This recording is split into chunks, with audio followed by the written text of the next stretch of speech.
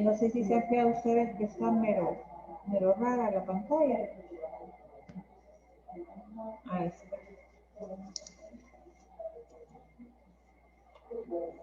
Bueno, comienzan, si gustan. ¿Qué le pongo? Bien, doctora. Buenas tardes a todos. En esta oportunidad, como equipo 1, vamos a presentar lo que son las enfermedades eruptivas de la infancia, el sarampión específicamente. Siguiente, por favor. Los integrantes, como mencionaba la doctora, Fabiola Ágreda, Joshua Aguilar, Josué Aguilera y Néstor Larcón. En cuanto a los objetivos que nos planteamos, como objetivo general, tenemos describir las generalidades del sarampión, sus antecedentes, la epidemiología, manifestaciones clínicas, la prevención y el manejo terapéutico, según los lineamientos del Ministerio de Salud de El Salvador. Y como objetivos específicos, como número 1, describir las generalidades de la epidemiología, sus características clínicas, la exploración física, describir los exámenes de laboratorio y complementarios que se realizan para el diagnóstico, y 3, explicar las medidas preventivas, el manejo terapéutico y las posibles complicaciones de este. Néstor, por favor vean la pantalla, yo no sé, para mí me sale como cortada, no sé si a los compañeros también. Entonces, si está en una presentación, arreglen. No, A se mí ve me sale perfecto. normal, doctora. Se ve bien, doctora. A mí me sale todo, solo un pedazo me sale, fíjense. Bueno, compártanlo. ¿Y ahora, doctora? Ahora sí, mira, eso me sale muy bien. Bye. Sigan. Bien. Siguiente. El sarampión es definida como una enfermedad viral catalogada como muy contagiosa, que se caracteriza porque tiene un periodo prodrómico que incluye fiebre, tos, coriza y conjuntivitis. Y después, ya en la etapa clínica, aparecen lo que son las maculopápulas generalizadas, características de esta enfermedad, que más adelante vamos a mencionar cuál es su diseminación y en qué dirección es que se va diseminando. También vamos a explicar lo que son los antecedentes, vamos a describir los antecedentes de esta enfermedad, la importancia de la vacunación, qué características tiene esta, los exámenes de laboratorio, las medidas preventivas y cuál es el manejo según los lineamientos ante la presencia de un paciente que sea sospechoso de sarampión.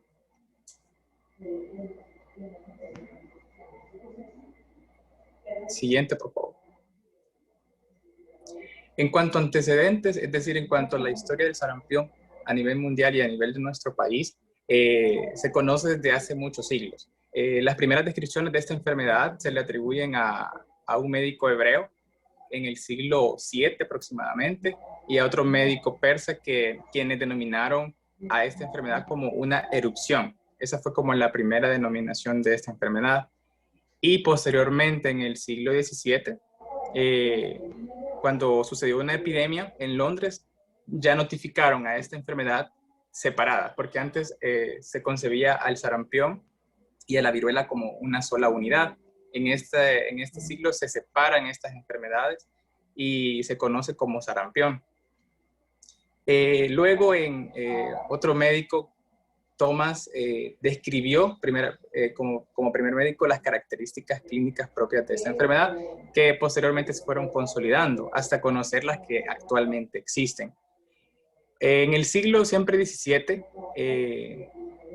Francis Home reconoce la naturaleza infecciosa de esta enfermedad e intenta realizar una medida preventiva, como lo es la escarificación, que son pequeñas fisuras que se realizan en las máculas, que se realizaban posteriormente en la enfermedad de la viruela también. Pero es hasta 1846 donde se conoce realmente la enfermedad y su epidemiología gracias al médico Peter Panum, que describe la epidemia del sarampión y define los periodos de incubación y transmisibilidad.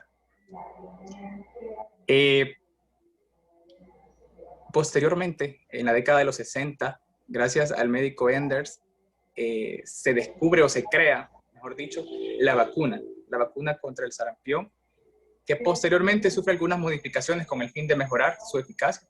Y en 1968, Hilleman y otros médicos adoptan, y a nivel mundial se adopta lo que es la vacunación. Y a partir de entonces se aplica esta vacunación de acuerdo a los estándares de cada país, pero con recomendaciones de la OMS. Cabe mencionar que no todos los países o no todas las personas están en pro de la vacunación, y es por eso que actualmente todavía existen brotes a nivel de nuestro continente americano y a nivel del mundo.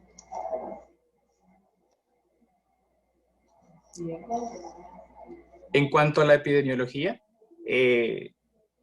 revisando lo que es publicaciones de la OPS y OMS, en el 2017 se emitió una alerta epidemiológica en la que se redactaban boletines epidemiológicos con respecto a brotes que surgieron en el 2016 y 2017 como transmisión autóctona, es decir, que surgieron en ese país, en varios países del continente europeo, en África y en algunos países de Asia. También se confirmaron casos en nuestro continente, específicamente en Estados Unidos, en Canadá, en Venezuela y en Argentina.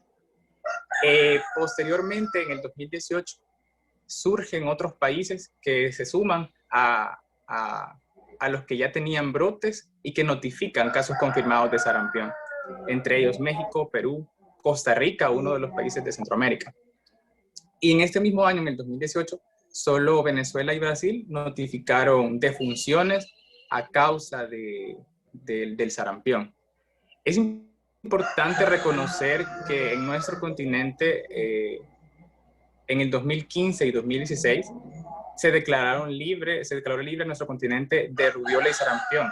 Rubiola en el 2015 y sarampión en el 2016. Sin embargo, en los últimos años, en el 2019, han habido brotes y la incidencia ha aumentado. Esto, como mencionaba anteriormente, va a depender del país, aunque relacionan que el nivel socioeconómico tiene que ver con esto, pues en nuestro país, que ya fue erradicado, no se cumple, puesto que siendo un país tercermundista, a pesar de eso, pues se ha logrado erradicar. Esto porque se ha concientizado a la población acerca del cumplimiento de la vacunación. En cambio, en otros países, por razones sociales, no se colocan o no cumplen con la vacunación los diferentes pacientes. Entonces, volviendo a la epidemiología, nuestro país, el último caso registrado de transmisión local, es decir, autóctono, fue en 1996. Y el último que fue importado fue en el 2001, aunque otros mencionan que fue en el 2002, pero la importancia de esto radica en que nuestro país está libre de sarampión. En cuanto a la distribución, bueno, el virus del sarampión pertenece al género Morbillivirus y a la familia Paramyxoviridae. Este se considera altamente contagioso y virulento, y su único huésped que se considera es el humano, aunque se ha detectado en algunos animales, pero su importancia radica en que la transmisión es de persona a persona. Su periodo de incubación puede ir de 10 días hasta 14 días en este rango, aunque puede variar de acuerdo al grupo etario. En lactantes puede ser más corto, y si en dado caso se llega a dar en adultos jóvenes, puede ser un poco más largo. En cuanto a la distribución, es de distribución mundial, como había mencionado, puesto que no está predisponente a un ambiente, ni a un ambiente, ni a una raza, sino que puede darle a cualquier persona que sea un huésped susceptible, que haya tenido contacto con otra persona que presente esa sintomatología.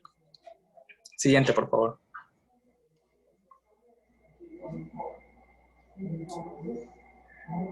Ahora voy a hablar un poco sobre la historia natural del sarampión, dividido, como recordamos, en periodo prepatogénico y periodo patogénico. Es importante recordar que en el periodo prepatogénico está lo que es la tríada ecológica, en el que tenemos al huésped susceptible, al agente infeccioso y al medio ambiente. Es decir, estos tres componentes, si están en equilibrio, entonces no va a suceder la enfermedad, y también si cumplimos con la prevención primaria. Ahora bien, en cuanto al agente, como había mencionado anteriormente, es el virus del sarampión, que está formado por ARN, su núcleo, y se transmite por medio de las secreciones del tracto respiratorio, ya sea al hablar o al estornudar. En cuanto al huésped susceptible, se dice que es una enfermedad de la niñez, pero se han visto casos en los que el adulto joven o el adolescente también puede presentarlo, pero son casos bien remotos. No tiene diferencia en cuanto a la raza, en cuanto al sexo o la clase económica. Y en cuanto al ambiente, es de distribución mundial, como había mencionado, y también que a veces es favorecido por las condiciones sociales, las condiciones económicas, la condición, o sea, la práctica religiosa que tal vez no permite la administración de vacunas. Eso también puede ser, digamos, propicio para que en esa familia se desarrolle el sarampión. Ahora, en este periodo prepatogénico el paciente está aparentemente sano, es decir, está con salud. Ahora, si aplicamos la prevención primaria, es decir, la promoción de la salud, de la protección específica, educamos a las personas sobre el cumplimiento de la vacuna, si educamos a las personas con el lavado de manos antes y después de tener contacto con aquellas personas que tal vez han estado enfermas, han procesos respiratorios, o que utilicen pañuelos desechables para estornudar, para toser. Si explicamos todo eso al paciente y también le explicamos sobre la protección específica de cumplir con la vacunación en sus hijos, pues no se va a desarrollar esa enfermedad. Es muy poco probable. Pero si el paciente ignora esta prevención primaria y además de eso, los factores de riesgo de este paciente están en desequilibrio, la terapia ecológica está en desequilibrio, propicia a que el estímulo desencadenante de la enfermedad, en este caso, las gotitas infectadas que salen de nuestra boca o del estornudo, ese estímulo provoque y desencadene el inicio del periodo patogénico del sarampión. Entonces, en esta fase, inicia, antes de que siga, es importante recalcar que la prevención primaria se debe aplicar antes de la enfermedad y durante la enfermedad, tanto al paciente como a la familia, puesto que este paciente infectado se vuelve un foco de infección para su familia y por lo tanto se debe también aplicar las medidas de prevención primaria en su familia y en donde él se desarrolla.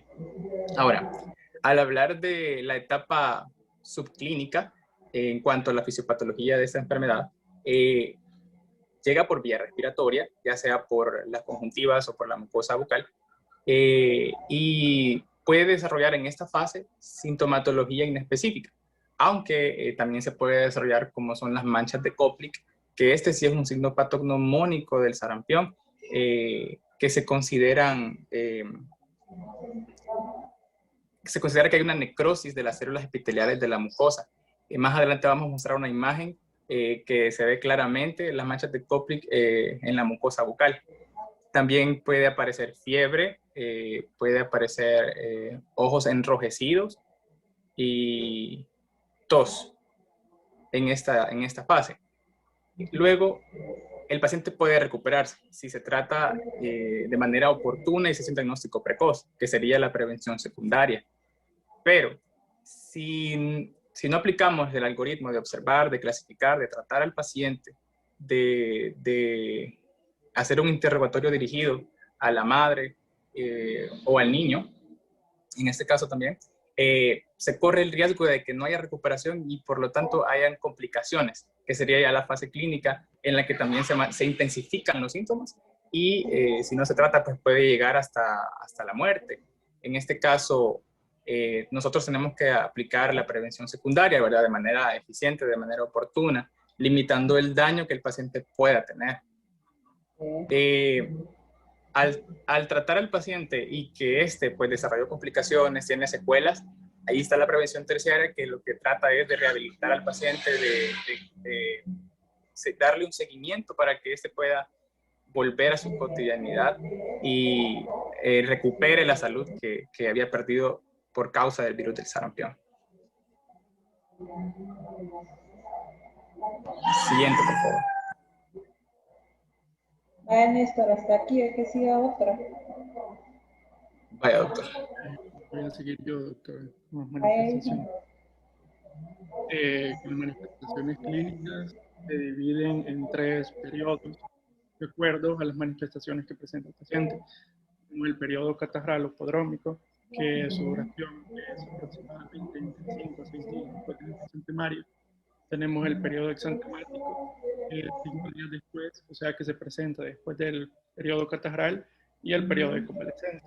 En el periodo catarral, los síntomas que predominan son la coriza, perdón, la rinosinusitis, y algo muy característico en estos pacientes es que presentan manchas de que se presentan en un 80% de los pacientes que manifiestan la enfermedad del sarampión, y estas se evidencian como puntos blancos de 2 a 3 milímetros sobre un área enrojecida. Y esto se da más que todo en la parte interna de las mejillas, y estas aparecen unos días antes, aproximadamente 3 días antes del exantema, que es el periodo exantemático. Luego en el periodo exantemático, que se da el 5.º día después de que haya aparecido el catarral, vamos a ver que el exantema va a iniciar en la parte posterior de las orejas para después manifestarse en la cara. Este tipo de exantema es cefalocaudal, o sea que viene de superior a inferior y predomina ya en su fase final en miembros superiores y en el tronco. Luego tenemos la fase de convalecencia. Bueno, anteriormente en el periodo exantemático también se cabe recalcar que está en relación con la fiebre que presenta el paciente, mayor a 38.5 grados centígrados. Y el periodo de convalecencia se caracteriza por una depresión de la inmunidad celular y dientes.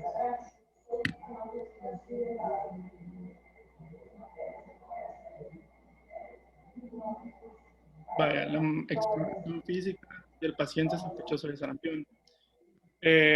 Lo primero que debemos hacer es una anamnesis completa y también exploración física, porque las manchas de Koplik no duran mucho tiempo, sino que aproximadamente duran 2 días y luego desaparecen.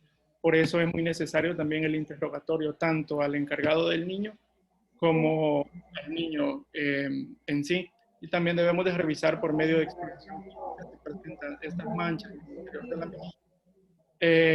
Y también tenemos que interrogar sobre la fiebre, ver si el paciente tiene tos o evidenciar signos de peligro como del ojo. Y no sé si está más adelante lo de la CDC o lo menciono aquí.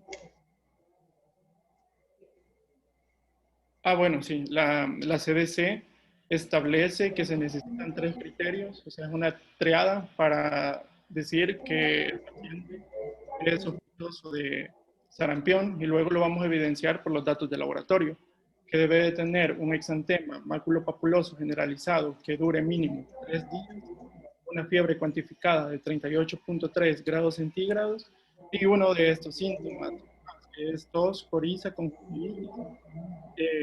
Y si no me equivoco, también presentaban rinosinusitis.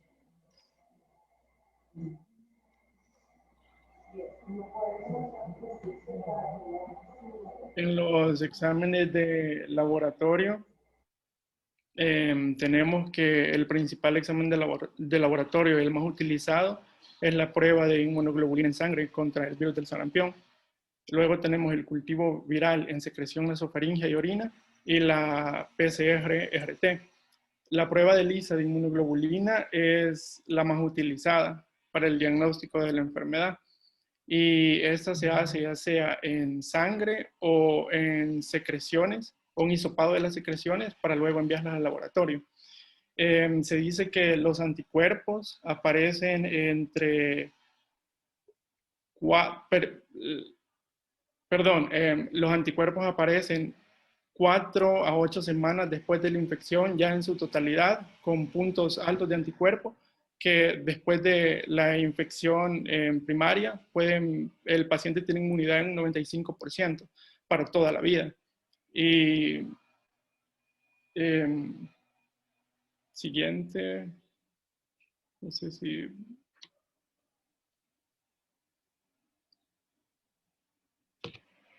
vaya, las medidas preventivas. Ante una persona sospechosa o confirmada con la enfermedad del sarampión, tenemos que seguir medidas generales para no infectarnos o para no diseminar la enfermedad. El lavado frecuente de manos es una medida muy higiénica que se puede realizar para evitar entrar en contacto con las secreciones de los pacientes sospechosos, porque también una medida de transmisión son los fomites, que son artículos que el paciente ha estado en contacto y que pueden estar infectados con el virus. Ante la sospecha de la enfermedad, también se debe acudir tempranamente al establecimiento de salud para realizar una historia clínica completa y también el examen físico y evidenciar los signos de peligro de la enfermedad. Cubrirse la boca y la nariz al toser o estornudar o usar pañuelo para evitar propagar las secreciones respiratorias. En los ambientes educativos se debe promover el funcionamiento de filtros escolares, tomando en consideración que la transmisión del sarampión, como sabemos, es por vía respiratoria y conjuntiva. Siguiente. Vaya, la vacunación en El Salvador se utiliza la vacuna tipo SPR, que esta vacuna no es específica solo para el sarampión, sino que también abarca paperas y rubiola. Esta vacuna se aplica a los 12 meses de edad, la primera dosis, y el segundo refuerzo entre los 15 y 18 meses. Esta vacuna está formada por virus vivos atenuados y viene en frascos de 0.5 ml, que equivale a una unidosis, y en frascos de 5 ml, que equivale a 10 dosis. La vacunación es de tipo subcutánea y se aplica en 0.5 ml en el deltoides. Y se dice que la inmunidad al finalizar la vacunación completa es de un 95% y que dura toda la vida. También se dice que esta es una inmunidad activa. Tenemos una inmunidad pasiva, que la inmunidad pasiva es cuando la madre transfiere los anticuerpos maternos por medio de la leche materna y el niño tiene una protección aproximadamente hasta un año. Por eso la vacunación se inicia a los 12 meses cuando finaliza este periodo de la inmunidad pasiva para brindarle la inmunidad activa al niño o a los adultos mayores.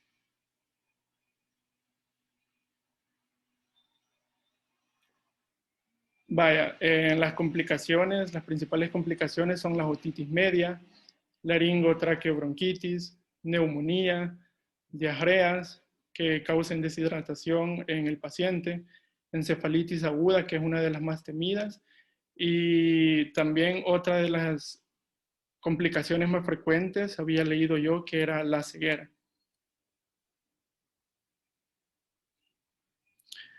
El tratamiento. Actualmente no hay un tratamiento específico para el virus del sarampión para poder erradicarlo, pero las guías nos dicen que debemos de administrar vitamina A en las personas que presenten sarampión o sospecha de sarampión, que en lactantes menores de 6 meses se debe de administrar una dosis de vitamina A de 50.000 unidades internacionales.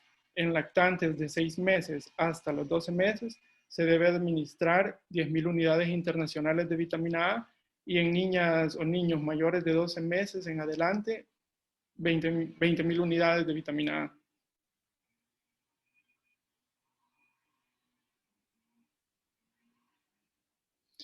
Otra propuesta de tratamiento que leímos nosotros en un artículo es que también se pueden usar agentes antimicrobianos, empleo de antivirales ya cuando la enfermedad es muy avanzada o está comprometiendo la vida del paciente, y la prescripción de inmunomoduladores o antialérgicos.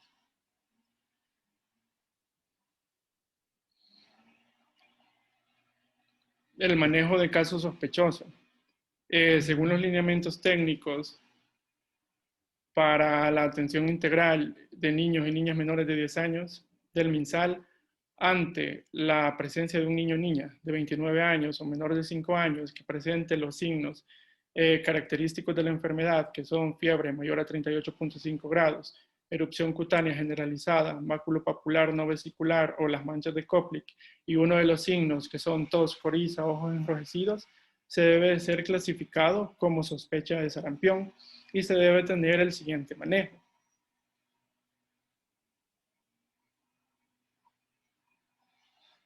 Se va a considerar una emergencia epidemiológica por la alta contagiosidad de la enfermedad.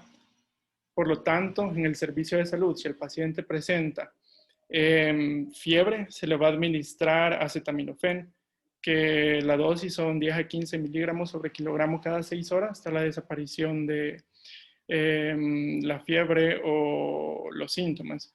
Se toma una muestra de sangre y se envía al laboratorio para confirmar el diagnóstico de sarampión, que como mencionamos anteriormente es por medio de la inmunoglobulina M. Se va a indicar a la madre y al padre o cuidador si hay signos de peligro y que debe llevarlo urgentemente a un hospital para referirlo. Vamos a indicar medidas de aislamiento tanto para el niño enfermo como para la familia, porque como dijimos es una enfermedad que se transmite por medio de las secreciones y en un alto porcentaje la familia también puede desarrollar la enfermedad.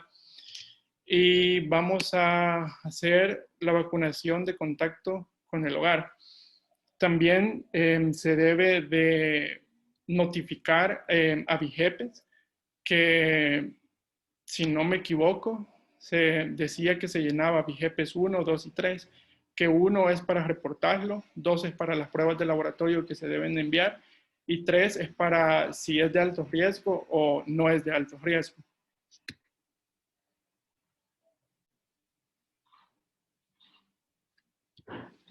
Las conclusiones en sí, que ante la presencia de un niño o niña de 29 años a menor de 5 años de edad que presente los síntomas como fiebre, erupción cutánea generalizada, edema papular no vesicular y uno o los siguientes signos que eran tos, coriza, ojos enrojecidos, debe ser clasificado como sospecha de conjuntivitis y se debe llenar la ficha epidemiológica de casos sospechosos y notificar de inmediato a la región correspondiente de la unidad epidemiológica y al Programa Nacional de Vacunas e Inmunizaciones para la intervención en el hogar, comunidad y el hospital.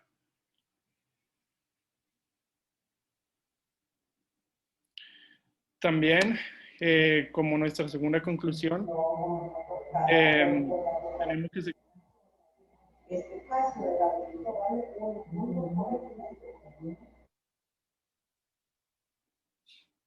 No se le entiende, doctora.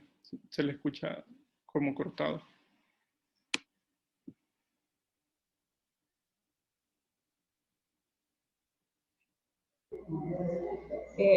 Ahora sí. Sí, ahora sí. No, es que no era yo, era mi compañera. Lo que pasa es que he desactivado el audio para oírlos claramente ustedes y no interrumpirlos. Seguí, hijo, por favor. Como segunda conclusión, tenemos que se cuentan con exámenes de laboratorio para la detección de antígenos y anticuerpos del sarampión, entre los cuales tenemos la prueba de ELISA de inmunoglobulina en sangre, en la que solo una muestra de suero o líquido en la boca que presente inmunoglobulina M de sarampión es confirmatoria y diagnóstica de infección aguda de la enfermedad. Y existen dos tipos de inmunidad como tercera conclusión contra el sarampión. Como mencionamos anteriormente, la inmunidad pasiva, que es la que la madre transfiere al lactante hasta los 12 meses de edad por medio de la leche materna, y tenemos la activa, que es por medio de la vacunación, la vacuna SPR, que se pone entre la primera dosis en los 12 meses de edad y la segunda dosis, que es el refuerzo, entre los 15 a 18 meses. Actualmente no existe un tratamiento específico para el sarampión, pero el MinSal recomienda que ante un caso sospechoso o un caso confirmado, administrar vitamina A.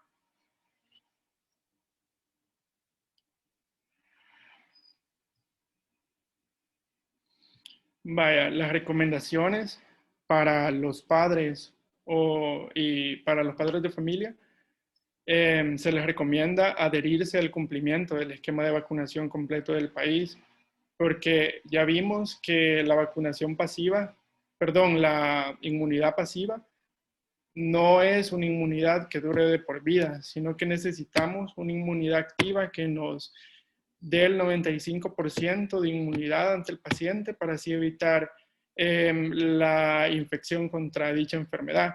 Ante la sospecha de la enfermedad, también acudir tempranamente al establecimiento de salud para hacer un diagnóstico precoz y un tratamiento oportuno. Hacia los niños y niñas, el lavado de mano frecuente, cubrir la boca y la nariz al toser o estornudar para evitar que las secreciones infecten a otras personas, y en los ambientes educativos promover el funcionamiento de filtros para evitar la propagación de la enfermedad.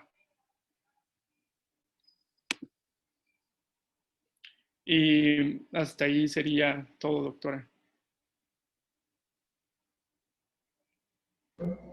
Está bien, como comenzamos tarde, pues, ¿verdad? Se nos hizo un poco, se nos ha alargado un poquito, pero han estado muy bien. Hay unas preguntas para el grupo. Vale, como ustedes saben, el sarampión afectaba, no digo que hoy no afecte, pero como están vacunados, ¿verdad? Estamos vacunados ahorita, principalmente en la infancia. Entonces, ¿a qué edades el sarampión es más grave? Y también los niños tienen una condición, y pongan que tenga esa condición y esa edad, esos niños les da la forma más grave, por decir una manera, del sarampión. ¿Qué me pueden decir? Sí, yo, doctora. Según había leído, la forma más grave de sarampión se dan cuando los niños o son menores a 5 años o personas mayores a 20 años. Y lo que sucede es que tienen mayor posibilidad de que les den las complicaciones. Entonces, digamos que pueden quedar secuelas como de por vida, como escuchamos, la ceguera y también problemas como encefalitis y de ese tipo. Sí, pero hay una condición que les pega más fuerte a esos niños si los tienen. ¿Cuál condición es? Yo leí algo sobre inmunodeficiencia, doctora. No sé si... o sea, a veces los niños pueden estar inmunocomprometidos, perdón. Inmunocomprometidos, y eso hace que la enfermedad sea más grave en ellos. Pero solo ustedes me contestan y los otros les voy a poner menos nota, pues, o solo ustedes dos son el grupo. ¿Del grupo? Lo que has dicho es cierto, que estén inmunocomprometidos. En este caso, los niños desnutridos, ¿sí? Un niño pequeño y desnutrido es más probablemente que le dé todas las complicaciones que ustedes han mencionado. ¿Estamos? Sí, doctora. Vale. Bueno, también ustedes ya lo dijeron, pero quiero que lo repitan bien. El sarampión desencadena, sobre todo, dos tipos de enfermedades. Una me parece que ya la mencionaron, la otra no estoy segura. ¿Saben ustedes cuáles son? Como complicaciones, doctora. Ajá. Yo mencioné que las más frecuentes eran la otitis media y la diarrea. Esas eran las dos más frecuentes. Y como más complicadas, la neumonía y la encefalitis aguda. Sí, pero hay algo que ustedes están mencionando que hay que suministrarles. La ceguera, doctora, con respecto a la vitamina A. Sí, porque ¿cuál es el problema del sarampión? exacerba la deficiencia de vitamina A.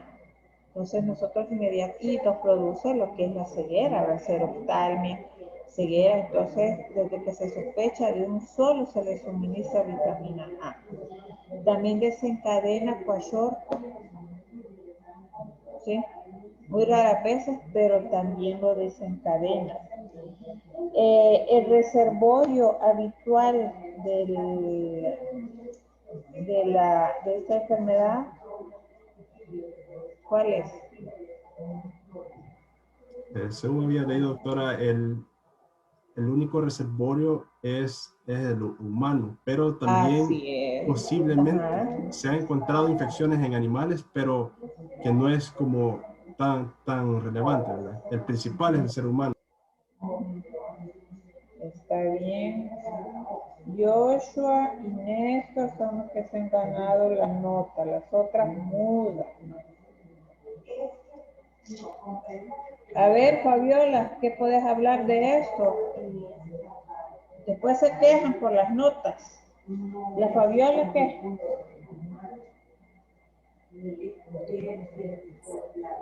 Sí, doctora. Ajá, ¿qué puedes aunar a lo que están diciendo tus compañeros? Mm, bueno, Decime como una cosa, habíamos dicho, decime una cosa. ujú, En cuanto a la distribución del sarampión, ¿cómo es esta?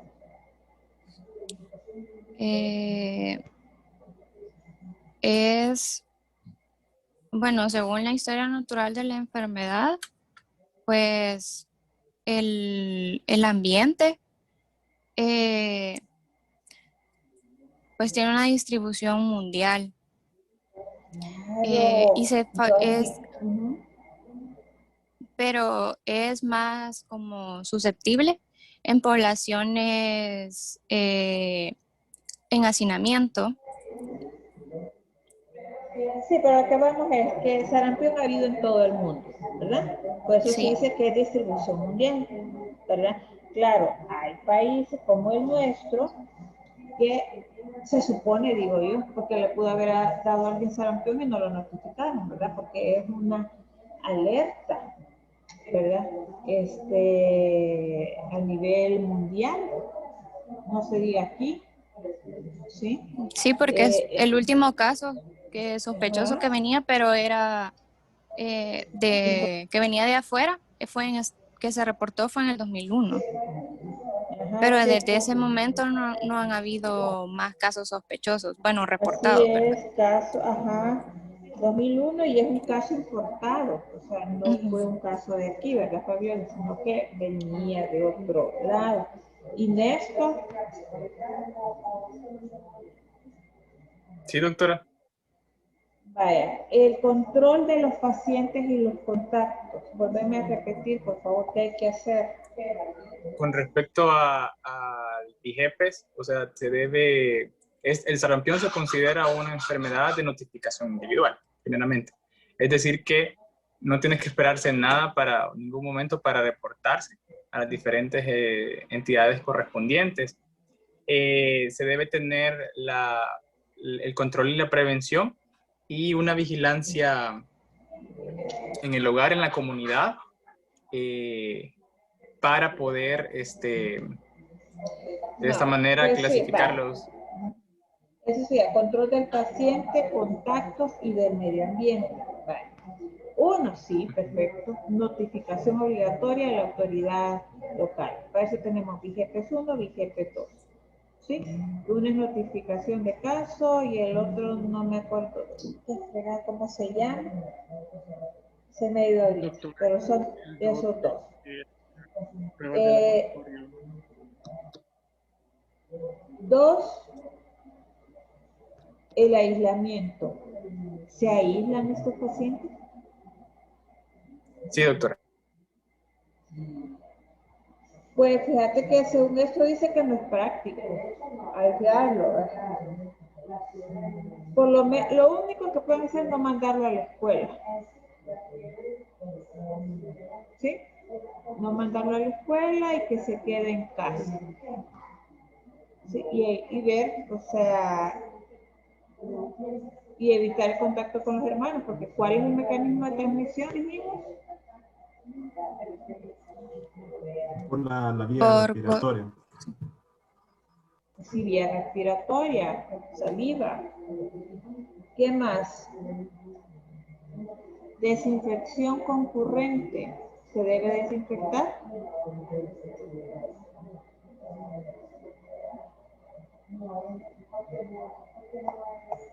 Sí, no. Según yo, esta... Vale. A ver, Fabiola, decir. bueno, yo consideraría que sí, doctora, ya que es una enfermedad contagiosa. Néstor, ¿qué decir?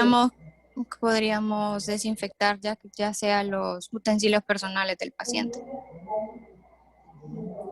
Sí, pues fíjense que aquí son la bibliografía, desinfección concurrente, en sí, andar desinfectando todo no es práctica. Pero claro, en la casa, que por ejemplo, si se transmite por saliva y todo eso, ¿cuánto es el periodo de incubación y de transmisibilidad? Bueno, ya lo dijimos, entonces hay que apartar los utensilios del niño, lavarlos con agua caliente, qué sé yo. ¿No? Eso sí, mantener bien limpio el área. Eso que cuarentena. Néstor.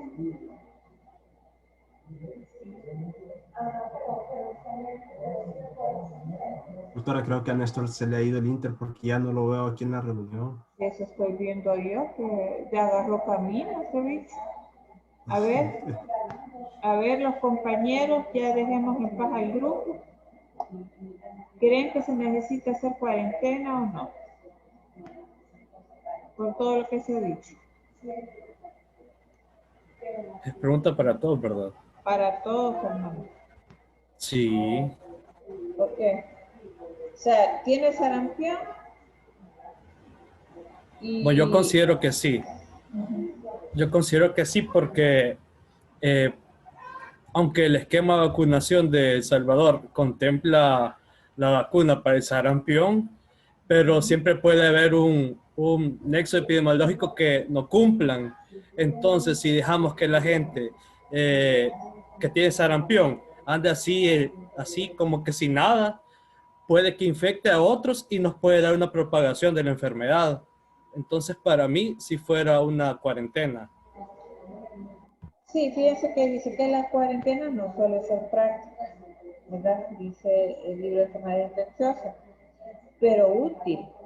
Por ejemplo, si llega el niño a X hospital, pues claro que hay que encuadernar, cuarentenar la institución, la sala del hospital o donde vive.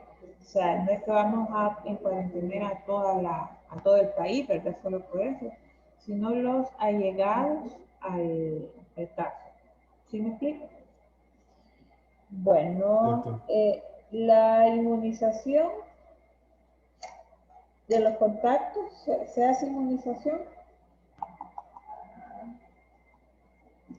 Si los pacientes ya fueron, perdón doctora que volví, que me sacó de la llamada el internet.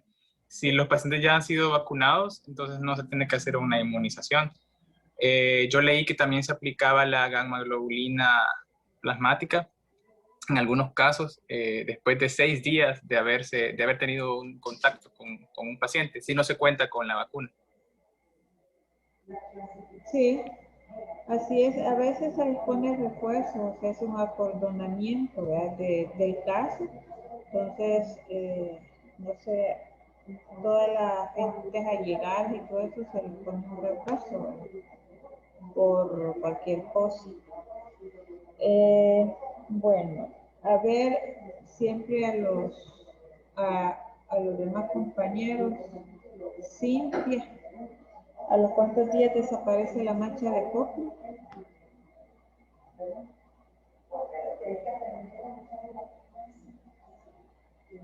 Cintia Bernabé, A los 5 días. oh, Tan Verde, Gerardo Arias,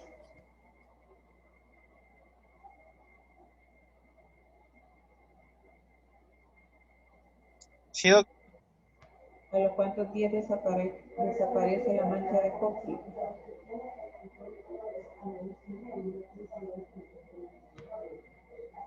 Ahmed, decirle por favor.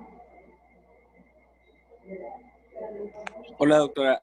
Fíjese que, o sea, sí no lo anoté eso, pero me acuerdo que se tardaba un montón lo que ellos dijeron, pero no me acuerdo bien los días. Pero Yo sí escuché. Es decir, doctora, de acuerdo a lo que dijimos, desaparecen dentro de 2 a 3 días. 2 a 3 días. Mira, Ahmed, ¿por qué me salí desconectado 2 veces? En Es una que las fotos. estoy en la computadora, doctora, pero estoy escuchando en el teléfono porque en la computadora no tengo audio y aquí sí, entonces. Y Bueno. también porque ahí no tengo buena conexión. Doctora, a mí se me está yendo el Inter igual, por eso creo que no me escuchó cuando me mencionó hace un momento. Bueno. A ver, del grupo, hagan una preguntita a sus compañeros, por favor, para ir cerrando, que crean ustedes que es importante que lo recuerden. Quizás, doctora, ¿qué síntomas o qué signos voy a tomar en cuenta para clasificar al niño, en este caso, como paciente sospechoso de sarampión? Espérenme, otra preguntita. Se me está escapando. Cuando yo vacuno al niño por primera vez, ¿cuántos días tienen que pasar para decir que el niño ya está inmunizado? A ver. Cualquiera menos del grupo y después si no, pues el grupo.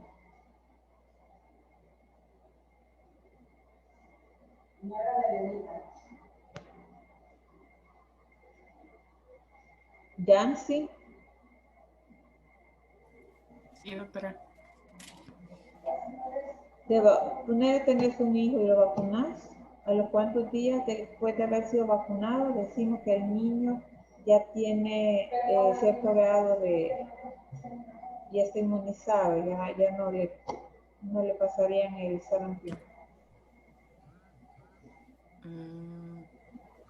No sé, doctora, la verdad, Bueno, cuántos días. pues tengamos tiempo. Lucila. Lucy. No, doctora, no sé. Lo del grupo.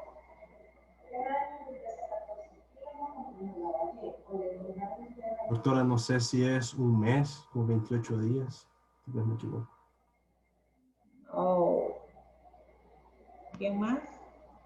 ¿Nadie más del grupo? 72 horas. Néstor, Joshua y todos los demás. ¿Sí? Que ya el muchachito ya adquirió defensas, ¿sí?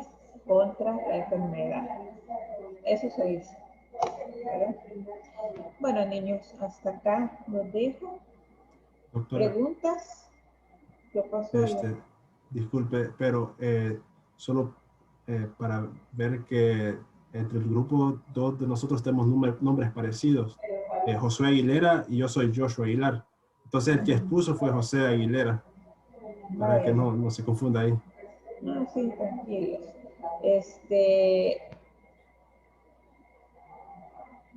¿Preguntas de los compañeros para el grupo?